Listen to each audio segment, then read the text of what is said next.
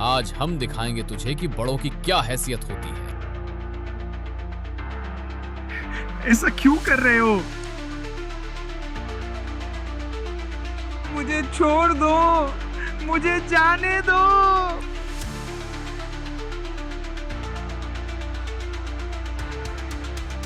अब्बा जान, बचाओ।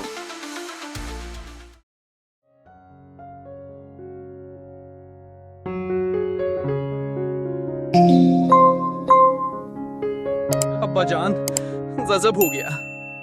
बहुत बड़ी कयामत टूट पड़ी। अब्बा, हम बर्बाद हो गए। हाय, हमारा यूसुफ। क्या हुआ मेरे यूसुफ को? कहाँ है वो? हम सब आपस में दौड़ का मुकाबला करने लगे थे। यूसुफ को हमने सामान के पास छोड़ दिया था, लेकिन अचानक एक भेड़िए ने आकर यूसुफ की गर्दन दबोच ली और उठाकर ले जाने लगा। क्या भेड़िया यूसुफ को ले जा रहा था और तुम 10 भाई कुछ नहीं कर पाए?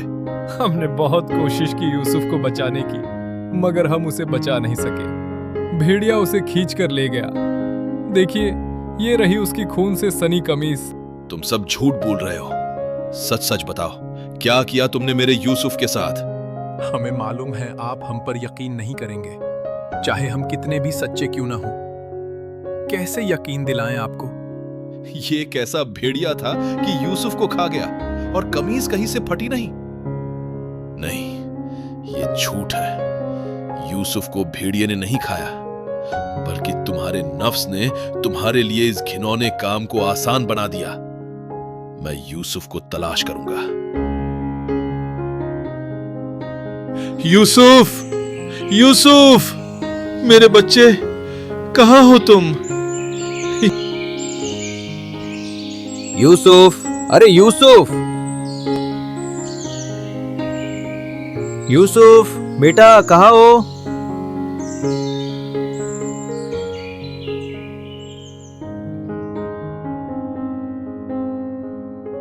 खैर, जो स्वांग तुम लोगों ने रचा है उस पर मैं सब्र ही करूंगा। सिर्फ अपने रब से ही मदद मांगूंगा।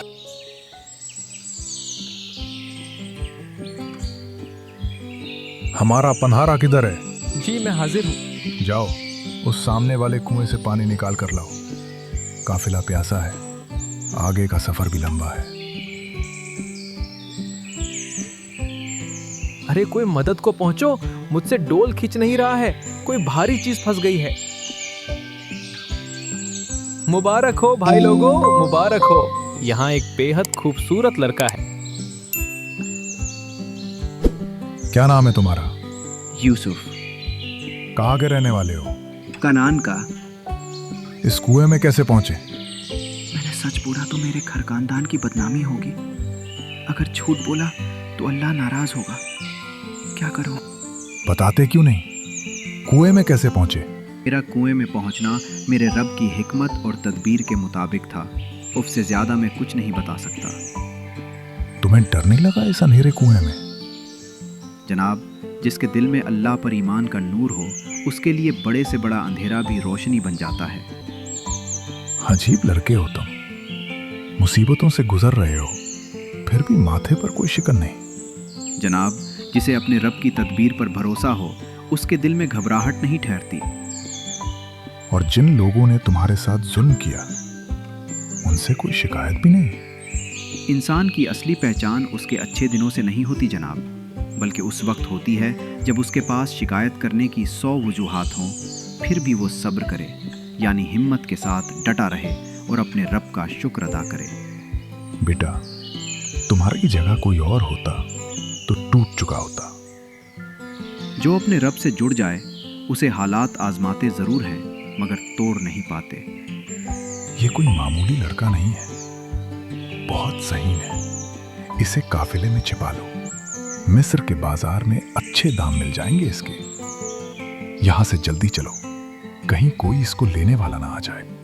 काफिले वाले समझ रहे थे कि उनके हाथ कीमती माल लगा है, जिसे वो छिपा कर ले जा रहे हैं। उन्हें क्या मालूम, जिसे वो छिपा रहे हैं वो एक दिन मिस्र का शहंशाह बनने वाला है। कुएं से निकलकर अब यूसुफ का सफर मिस्र के महलों की तरफ बढ़ चुका था। जहां इम्तिहानों और साजिशों का एक नया बवंडर उनके इंतजार में है। भाइयों लगाओ बोली, बढ़ाओ दाम। मिस्र में बिक रहा है कनान का गुलाम। चेहरे पे नूर है, बातों में शराफत, जहन में हिकमत है, आंखों में नजाकत। ऐसा नायाब हीरा फिर हाथ ना आएगा, जो आज चूका वो उम्र भर पछताएगा। कौन लगाएगा बढ़कर बड़ी बोली, कौन भरेगा भैया खाली झोली।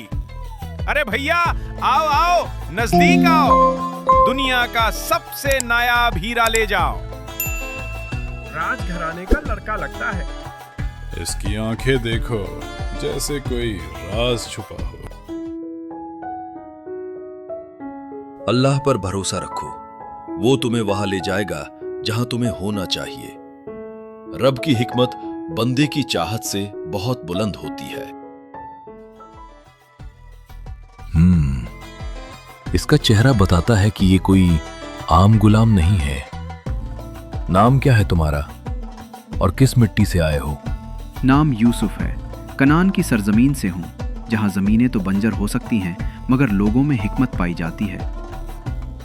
अच्छा, तो बताओ, एक इंसान के लिए सबसे बड़ी दौलत क्या है? सोना, हथियार या इख्तिदार? ये तीनों चीज़ें तो वक्त के साथ साथ बदलती रहती है जनाब। इंसान के पास सबसे कीमती दौलत उसका किरदार है। तुम्हें देखकर लगता है तुम किसी बड़ी फैमिली से हो। इंसान का नज़्ब उसके अखलाक से पहचाना जाता है जनाब, ख़ानदान के बड़े होने से नहीं। मैंने बाजार में बहुत गुलाम देखे हैं, मगर ऐसा लड़का पहली बार देखा है। इसके अल्फाज बताते हैं कि इसकी कीमत सोने चांदी से नहीं आकी जा सकती। बोलो ताजिर, क्या मांगते हो इस लड़के के?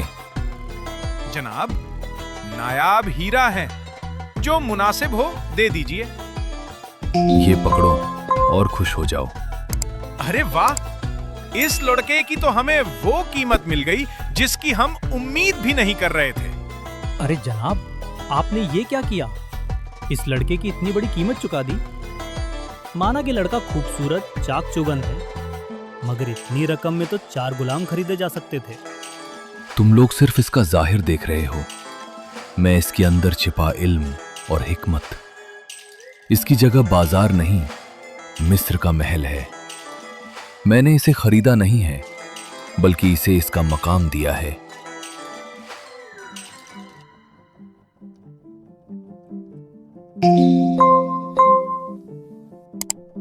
देखो मैं क्या लेकर आया हूं, एक नायाब हीरा। अरे वाह, ये तो वाकई बहुत खूबसूरत है और ज़हीन भी मालूम होता है। हाँ, इसको अच्छी तरह रखना। ये कोई आम लड़का नहीं है।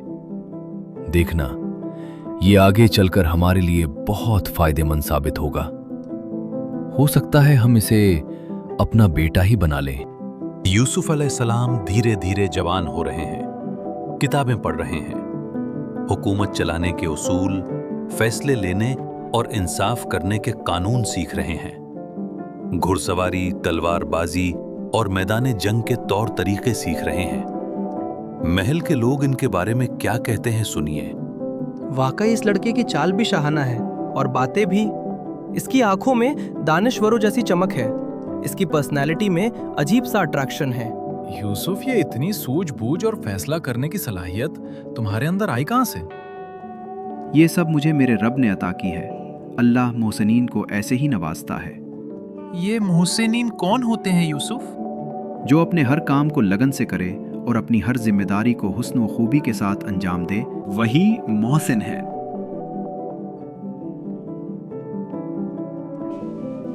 वक्त गुजरता गया और यूसुफ के किरदार का नूर मिस्र के महलों में फैलने लगा। बड़े बड़े अक्लमंद उनके इल्म और हिकमत का लोहा मानने लगे। नौजवान उनके नजरियात के दीवाने हो गए और उनके पास बैठकर जीने का सलीका सीखने लगे। लेकिन तारीख गवाह है, जब जमीन पर कोई हक परस्त उठता है, उसके खिलाफ लोग साजिशों के जाल बुनना शुरू कर देते हैं। देखते ही देखते मिस्र के सियासी और मजहबी गलियारों में यूसुफ के ऐसे दुश्मन पैदा हो गए जो उनके वजूद को मिटाने का मौके ढूंढ रहे थे। जिस महल ने यूसुफ को पनाह दी थी, अब वही महल उनके लिए आजमाइश बनने जा रहा था, जहां उनके किरदार, सब्र और ईमान का सबसे बड़ा इम्तिहान होने वाला था। क्या थी महलों में रची गई वो खौफनाक साजिश, और कैसे यूसुफ साजिश के इस जाल से निकलेंगे, इसको हम आगे देखेंगे।